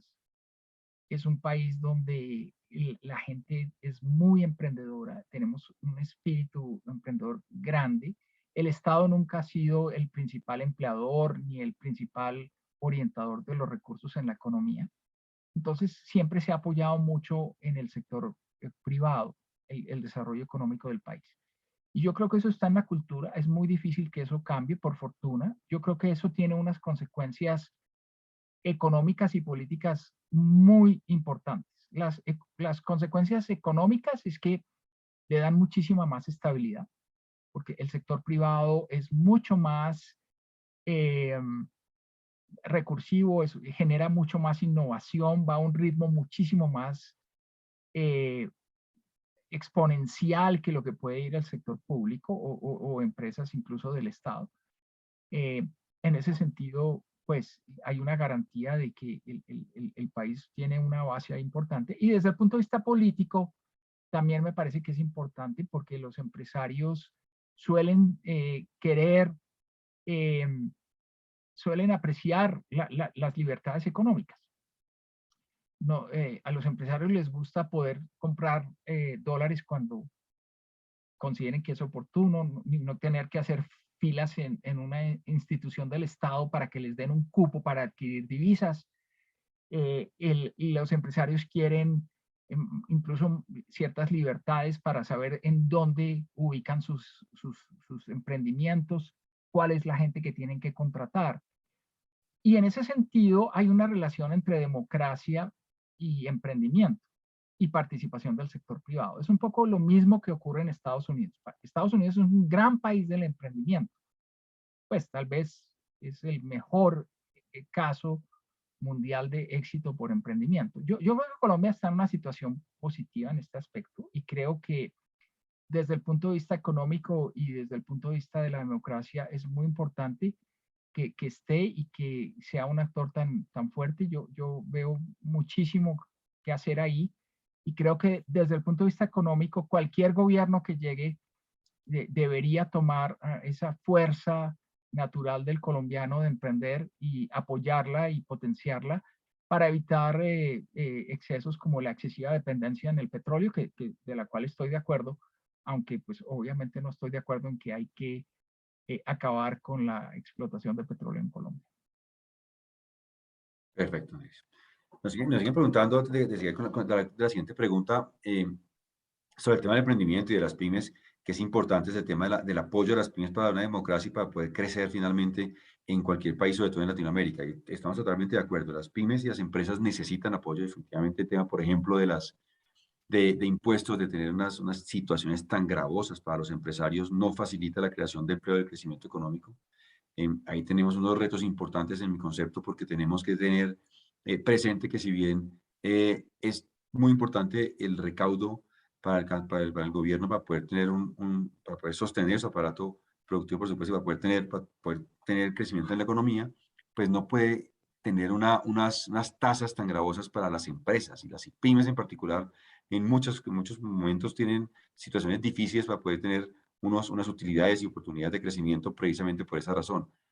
Pero no es el único aspecto, también está el aspecto de programas de crecimiento que les permitan desarrollar conocimientos en temas económicos, en temas financieros, por ejemplo, para poder manejar muy bien el tema, ese flujo de caja, cómo se maneja de manera eficiente, tener programas para esas pymes desde que están arrancando, cuando son todavía medianas empresas que tengan la posibilidad de entenderlo muy bien, cómo poder desarrollar el talento, cómo poder ser mucho más innovadoras, cómo poder tener inversiones en los sectores de la economía que tienen mayores crecimientos. Definitivamente estamos de acuerdo, las pymes requieren muchísimo impulso, muchísimo apoyo para que una economía finalmente también tenga un buen crecimiento. Doctor Andrés, nos pregunta un tema bien interesante. Un poco cuando le preguntan a usted de dólar, que es esas preguntas difíciles, acá hay uno similar, y es un poco el tema del salario mínimo. Nos preguntan que en su concepto, ¿en qué orden debería estar ese incremento para el año 2022 del salario mínimo para que no afecte la reactivación económica? Acá tenemos diferentes reacciones de algunos participantes en el panel, pero ¿cuál podría ser entonces, si estamos pronosticando una inflación que puede llegar sobre el 5.05% para el año 2021, se arriesga de pronto a mencionar cuál podría ser un incremento en el salario mínimo que sea sostenible para Colombia, que sea interesante para los trabajadores, pero también que sea justo para las empresas y que no vaya a frenar esa reactivación económica? Bueno, Iván, es una pregunta también muy interesante. Yo aquí tengo también una opinión que tal vez precisamente basada en mi conocimiento sobre la migración venezolana puede ser un poco distinta a la que tenga buena parte de mis colegas. Yo les voy a decir una cosa que puede sorprenderlos a ustedes mucho. Pero la eficiencia del salario mínimo en Colombia ha sido enormemente erosionada por la migración de 2 millones de venezolanos hacia el país en los últimos años.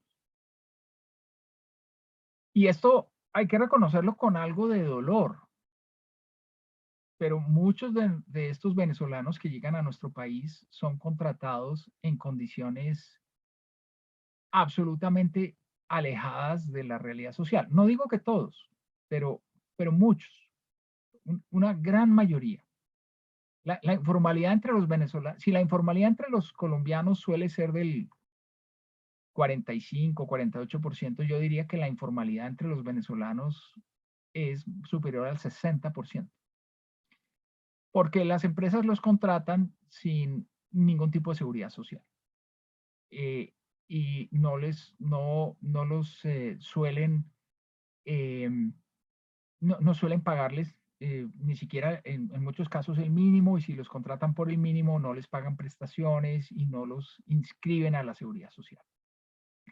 Pues de alguna manera uno podría decir que en la economía colombiana, gracias al proceso de informalización que siempre hemos tenido, pero exacerbado por la reciente migración de los venezolanos, la eficiencia del salario mínimo como un elemento eh,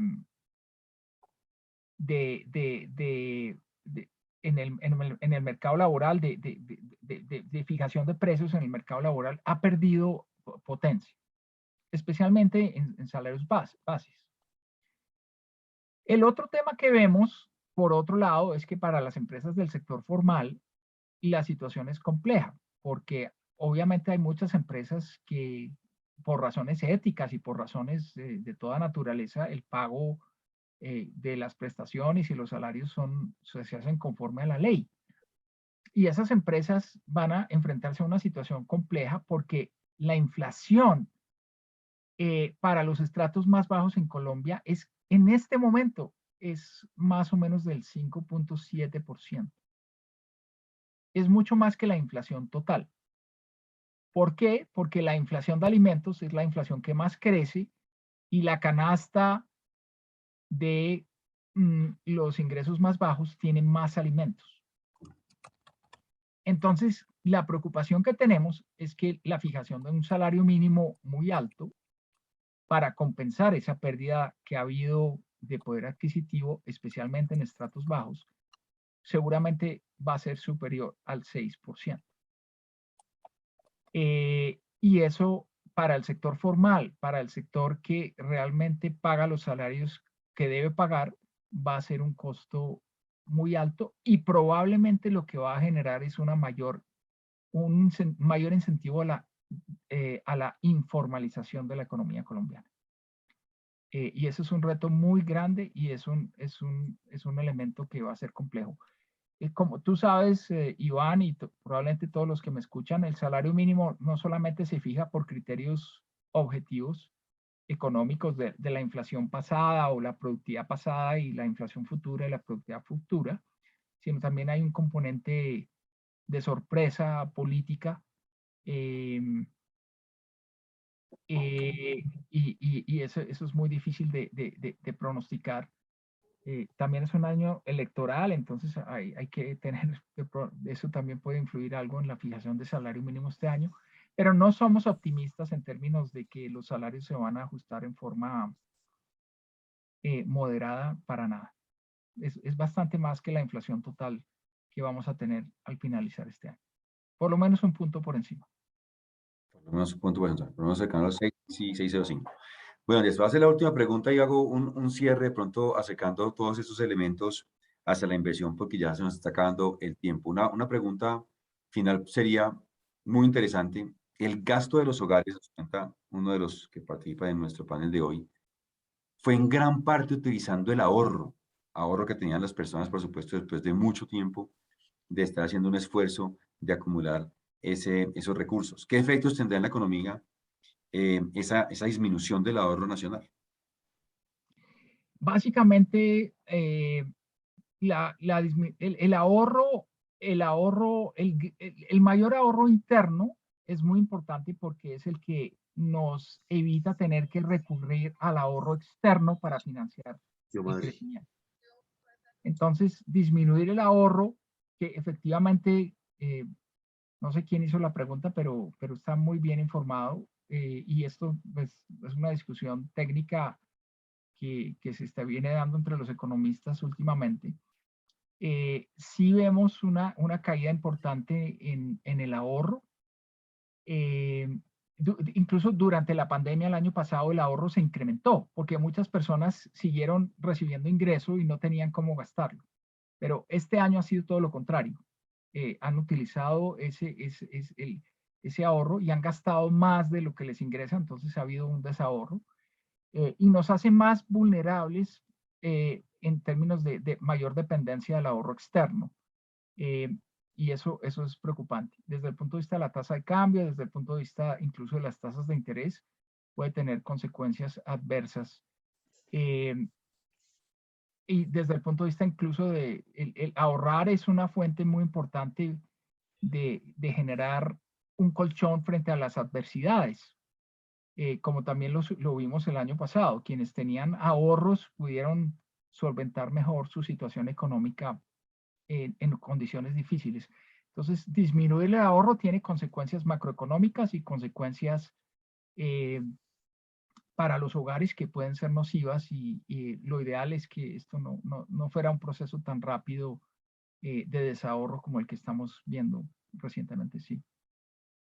Perfecto, Andrés. No, muchísimas gracias. Yo quiero finalizar estos últimos 5 minutos de nuestro panel del día de hoy, retomando incluso las últimas palabras. El ahorro es supremamente importante en una economía, en el crecimiento de una economía.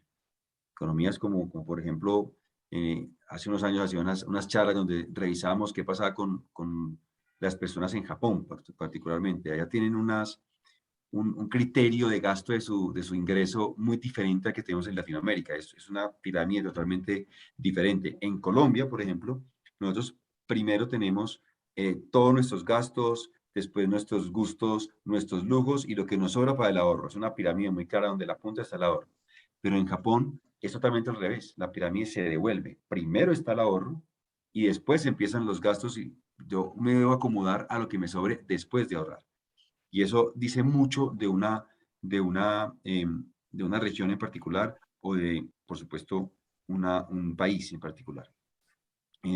El ahorro es muy importante. Y por eso quiero hacer una referencia entonces al tema del ahorro y la inversión. En este escenario que nos presenta entonces Andrés, durante todas estas hora y media, casi 2 horas de charla, vemos que en los países, en todos los países del mundo, se está empezando a dar, ya en algunos de ellos, incremento en las tasas de interés, en otros no se ha empezado a dar, pero ya están planteadas las necesidades de los incrementos en las tasas de interés. Entonces, muy importante para que lo tengan presentes en sus portafolios de inversión, en sus ahorros. Las tasas y los precios son inversamente proporcionales. ¿Qué significa eso? Cuando ustedes ven que las tasas de interés en los gobiernos van subiendo, van a ver que sus portafolios de inversión, cuando están invertidos en tasas en títulos de renta fija de corto, mediano o largo plazo, van a tener de forma inmediata una desvalorización. Dirá, pero ¿cómo así? Mi papá me decía en su momento, me decía, pero mijo, yo no entiendo cómo así que me dicen que me invierto en un fondo o en un portafolio de renta fija y veo que tengo una rentabilidad negativa. En algún momento de la historia pasó y lo estaba viendo en este momento. Me decía, sí, papi, claro, es así. Y hoy les cuento, cuando suben las tasas de interés, se genera una desvalorización, porque los títulos que ya tenemos empiezan a negociarse para poder seguir negociándose, hay que subir la tasa y eso castiga el precio del título. Hay que venderlo más barato para que rente mejor. Y como los portafolios se valoran a precios de mercado, el primer impacto es una desvalorización, para que lo tengan muy presente. Cuando ustedes vean entonces subida de tasa de interés, van a ver desvalorización. Luego, la inversión en este momento en títulos de renta fija o en portafolios de renta fija de corto, mediano o largo plazo, no es lo que en este momento está dando la mejor oportunidad de inversión. Diferente a lo que pasó en el 2020. Ustedes ven el año pasado que en todos los países del mundo, y hablando de Colombia, ustedes ven que en el segundo semestre tuvimos una disminución de tasas acelerada, desde el 4,75 bajamos hasta el 1,75, el Banco de la República venía bajando, eso generó unas rentabilidades increíbles en el segundo semestre. Miren sus extractos de sus portafolios y fueron muy interesantes. Ahora estamos muy preocupados porque está pasando lo contrario, está subiendo la tasa y está generando una desvalorización. Tengan eso presente porque pasa en Colombia y pasa en el mundo. Por supuesto, los agentes del mercado se van a anticipar y llegan más rápido a ese tope y pueden seguir los incrementos de tasa de Banco de la República y uno llega más rápido a ese valor. ¿Cuál es entonces la respuesta? La respuesta está en la diversificación, porque si bien ahí no tenemos mucho valor, en el dólar puede haber valor, por supuesto estamos en este momento por encima de 4.000 pesos y puede estar ya, algunas personas pueden pensar que ya es momento de salida, pero la diversificación es la respuesta. En sus portafolios hay que tener un porcentaje en renta fija, por supuesto, pero también hay que tener algo entonces de acciones, hay que tener algo de monedas, ¿por qué no algo de commodities? ¿Por qué no algo de inmobiliario? Pues está todo reventado el negocio inmobiliario. Por eso la diversificación va a ser entonces la respuesta a esas opciones de inversión. Dependiendo su perfil de riesgo, si es una persona conservadora, moderada o arriesgada, pues tendrá, digamos, acceso a diferentes tipos de activos, pero con su gestor de inversiones, si está en el banco de vivienda, por supuesto, su ejecutivo en el banco lo asesoramos, o en cualquier entidad que le administre su portafolio de inversión, va a ser muy importante tener presente que esta renta fija va a tener todavía una volatilidad de aquí a fin de año, los primeros meses del año entrante también vamos a tener todavía una posible volatilidad, pero poco a poco ese incremento de tasas ya van generando una mejor rentabilidad también de los portafolios y rápidamente va a empezar usted a ver unos mejores resultados en ese tipo de activo. La diversificación, repito, entonces, va a ser la respuesta precisamente a esos buenos resultados económicos. Eso es como parte de lo que les quería comentar. Sé que hay preguntas muy interesantes, gente que está muy interesada, por supuesto, en conocer más estos temas siempre. Andrés y todos ustedes sé que generan muchísimas incógnitas también. Estamos dispuestos, por supuesto, más adelante a podernos sentar nuevamente a hablar del tema, pero no sin antes de terminar, quiero agradecer a Andrés por tu tiempo, contar con un experto como Andrés en el análisis, en el conocimiento, en las perspectivas macroeconómicas locales e internacionales. Es un lujo que nos podemos dar pocos y hoy tenemos más de 30 personas que pueden decir que hay muchas más porque detrás de una pantalla hay muchas personas conectadas en este momento. Me lo contaba el doctor Jorge Ramírez cuando hablábamos de este espacio. Así que es un lujo, Andrés. Así que muchísimas gracias por toda esta información. A ustedes por aguantarnos estas 2 horas hablando de temas económicos o macroeconómicos. También muchísimas gracias. Tengan presente entonces que estar bien informados es clave para la inversión. ¿Cómo, Andrés? Un premio a la permanencia, porque 2 horas de charla económica es de aguantar mucho. Y aquí están todos conectados todavía.